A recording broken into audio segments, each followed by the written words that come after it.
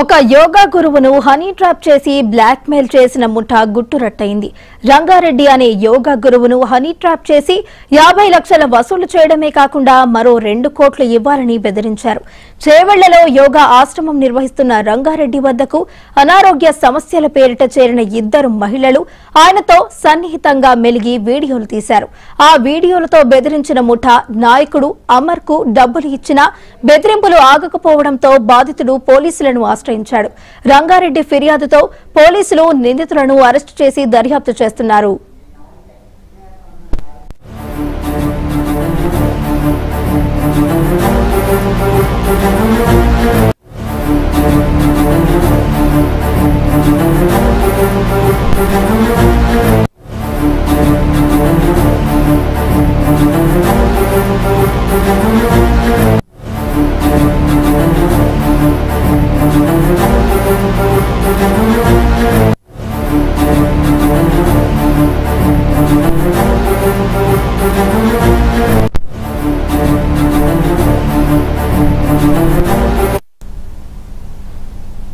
ఒక యోగా గురువును honey trap చేసి బ్లాక్ మెయిల్ చేసిన ముఠా గుట్టురట్టయింది.